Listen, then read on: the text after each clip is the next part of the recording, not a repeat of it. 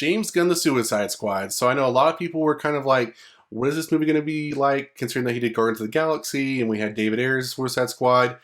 Well, I have to tell you, given that it had a 90+ percent rating on Rotten Tomatoes, and I think as of this video, it's only at 94% for the critic score and 90% for audience score.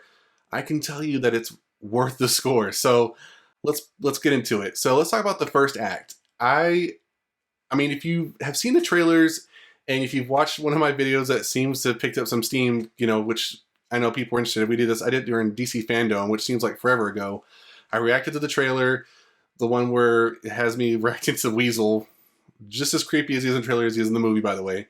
But it was one of Who Will Live and Who Will Die in the Suicide Squad. I'm not going to try to give any spoilers away, but I will say the first act, the trailer clearly lays everything out for you, but the first act alone is like just a mini movie in itself. And it clearly sets up how the movie is going to go, and it does it in a really good way. You have action, you have humor, you have somewhat decent character introductions, development, and you're just like, it's kind of told from the perspective of Savant, I'll give you that much. And it works. It all works. I just really, really enjoyed it. And from the pacing from that, I was just like, this is going to be a good movie. After the first act, you're like, this is going to be a good movie. It's a kind of a really long intro to introduce the Suicide Squad movie, but when it happens, you're like, all right, I'm ready. Let's do this. So moving into Operation Jotunheim. So the story overall works. From the first act on, it basically is a continuation. It works. I went to see this movie in theaters with a group of friends, and when the movie was over, I asked them what they thought, and some people didn't really care for the villain, which, it's not really spoiling more. It's Starro the Conqueror, and his, main stick is that he wants to conquer the world. At first it's the city of, Colton Maltese, but the goal is, of course, the world. So he lets out some of his little Starros, and they latch on your face, and they, aside from being mentally connected to the main host, Starro, and doing biddings and sucking the life force out of them, etc., that's basically what he does. So it works overall. Basically the Task Force X from Amanda Waller sends them over to this tiny island, not so much to overthrow the government that's over there, but to do Operation Jotunheim, which is experimentation of Starro on residents of the island, other peoples. It goes back years and years, 30+ years, and the U.S. government's involved, so she's sending them out there to basically destroy it and hide it so the U.S. government, as if it never would have happened. That kind of, the same old stuff. But that story works throughout the whole movie, and when you send the Task Force X in there and they're going over the different characters and they're, all the villains involved, etc., it just works. It just works. The pacing is really good. The humor worked throughout. The action scenes were probably the best parts because while they're very over the top and gory in some senses, they're not so much where it takes away from the movie. I know some people were probably worried about that because this is rated R. And so, and there were surprisingly a good number of kids in the theater, by the way. So I know you can watch this on HBO Max. There's no age gate. You can, watch it if an adult's logged in. But yeah, lots of kids I saw. So they saw some gore. There is some nudity, but it's not like in your face per se. It's just kind of like quick shots. So it's nothing like, long pause and we're watching. It's more of just like an afterthought kind of thing. So it works. It doesn't really take away. It didn't take me out of the movie at all. The gore didn't take me out of the movie. It was kind of like, oh my gosh, they did that. Oh my gosh, they went there. Oh my gosh, did you see it? And the movie even plays fun with it. And, in the gore, and some of the gore aspects you'll see, especially in the first act, they poke some fun at themselves with it. And when you see that part, you're like, oh my gosh, we're going to do a recap of what just happened. Because I know my friends and I, we were kind of laughing at that part. So overall, the overall point of the movie was following Starro the villain. I think it worked. All right, Task Force X. So this is the main group of Suicide Squad members that we get to follow throughout the whole movie. So that's Rick Flag, Harley Quinn, King Shark, Ratcatcher 2, Peacemaker, and Polka Dot Man. And I think they all work. This team, I think, was a very good team. It reminded me a lot of the Guardians of the Galaxy. Now, I think this actually worked out better than David Ayer's Suicide Squad. I feel like in that movie, they emphasized a lot of the fact that they did not want to be here. They did not want to work together. They just wanted to get the crap done and be done with Amanda Waller, which I understand. And this group of anti-heroes and villains are the same way, but they seem to have genuine relationship building happening in the movie and somewhat kind of care for each other. And so you see that in examples of each and every one of them, and it works. It just works. Whether it be between, Bloodsport and Ratcatcher 2, or Rick Flag and Harley Quinn, or King Shark and Ratcatcher 2, or even Polka Dot Man with the very, pretty much all of them. It just worked. It really, you got more attached to the characters. You didn't want them to die. If it was very a different feel than the Suicide Squad movie that we got from David Ayers. That's not to say that they didn't have relationships and care about each other and felt like a team.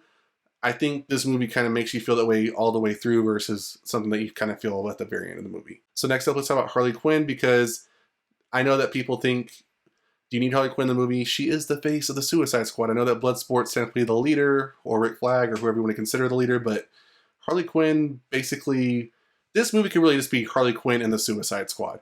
And there's nothing wrong with that, because Margot Robbie's portrayal as Harley Quinn is awesome. And I hope we get to see more of her. I know that some people are tired of her already, but I think from her being in the first Suicide Squad, Birds of Prey, to now, I think the character goes through an evolution in each time she portrays the role. And I think she has a lot more to offer. I know a lot of people want to have the Gotham City Sirens with Catwoman and Poison Ivy. I think that'd be a great take. Or heck, even if someone wants to make just another Suicide Squad, or maybe have like a Justice League movie where she can be in it. I think that'd be great. Kind of like an Injustice movie. I think that'd be perfect for her. Her action scenes are totally heightened compared to the past two movies she's been in. Sometimes there were scenes where I was like, can she really do that? But she did it.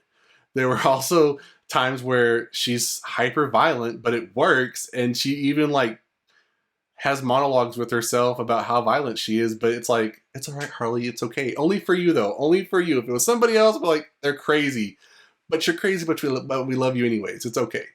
So I think Margot Robbie's Harley Quinn totally worked. And yeah, moving on to going, I would say kind of similar, is Viola Davis's Amanda Waller. I think she's the perfect person for that character. I hope if they bring her in future DC roles, or, if they want to include Amanda Waller in future DC movies, they always include Viola Davis, because I can't picture anybody else doing that role like she does. She got just as aggressive in the scene where Idris Elba, it's in the trailer, so there's no spoilers, where Idris Elba wants to attack her with a pin or something, and the way she just holds her own and is like, everybody stand down, let him just say what he needs to say, because he ain't gonna do nothing to me because I have all the power. It's just crazy. It's just, you're like, dang, Viola. So moving on, let's talk about Starro the Conqueror. So as a villain, I think he works, or it works. I think it works. They give us a decent idea of who he is and how he became to be.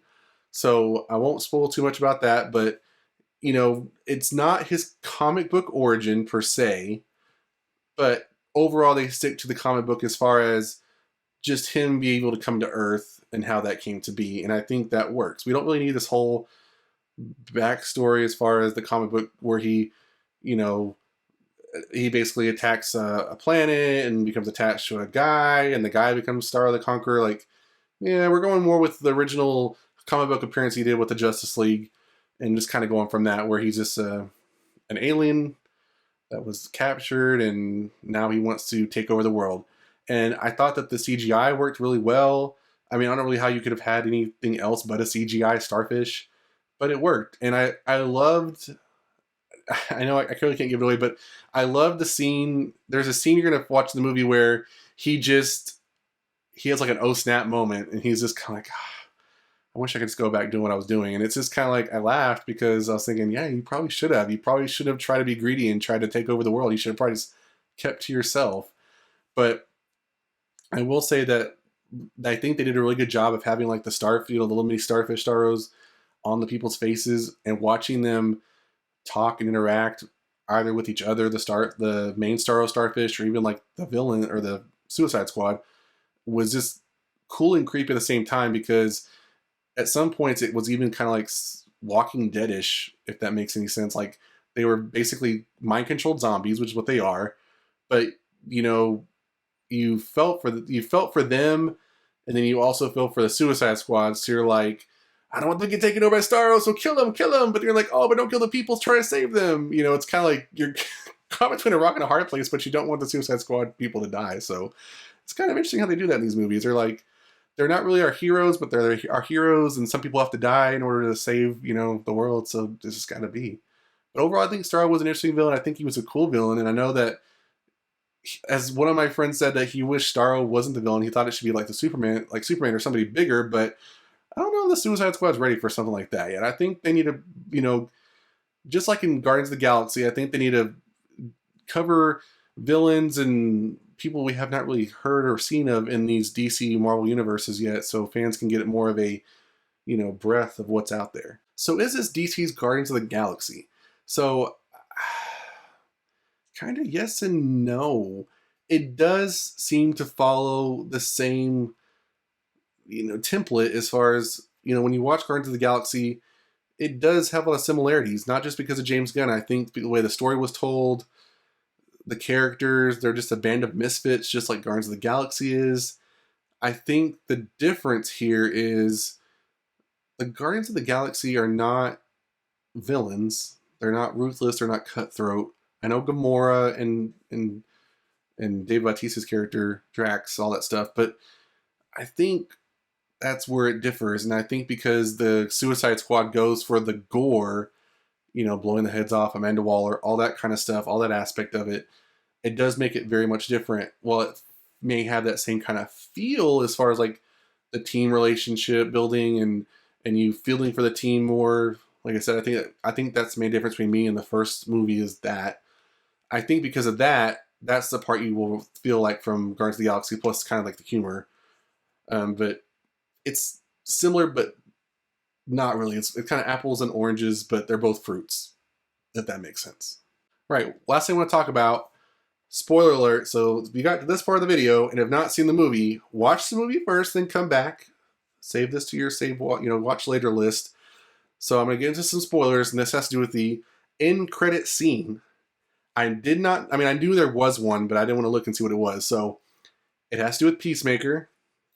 And I'm not going to exactly give it away per se as far as what happens, but when you watch the movie, he's in a battle with Bloodsport because he is trying to carry out a secretive mission from Amanda Waller that no one knows about.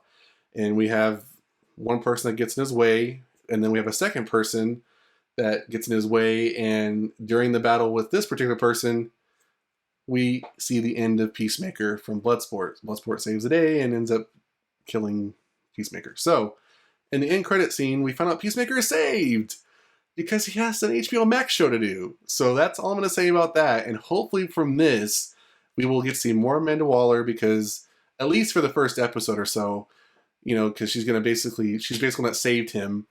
And hopefully we'll tell him what missions to carry out. But this is obviously not the end of Peacemaker. And I thought this was maybe going to be a prequel, but this is going to be kind of like a Suicide Squad and a half, just for Peacemaker. I don't know if those will be any other characters that interact with him. I don't think they'll include Bloodsport, obviously, in there. But, maybe there's some, ragtag group of people that are still left in the prison, like Calendar Man. There was a patchwork girl. There's other characters I feel like they could probably throw in there to help him along on certain missions.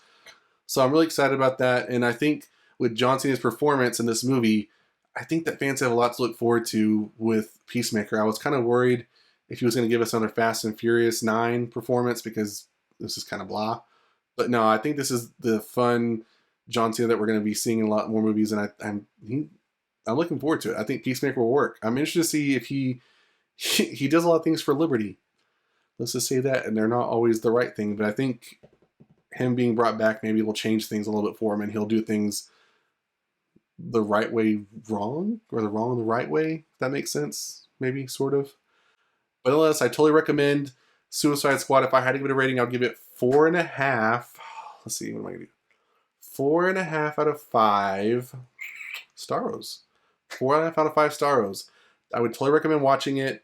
I will also include my kind of mini review that I posted on Rotten Tomatoes and Letterboxd. Links down that below. You can also check out my other reviews, as well as other videos on the channel. So if you like this video, make sure you give it a thumbs up. Remember to subscribe to the channel, and I'll see you guys next time on the Mashup.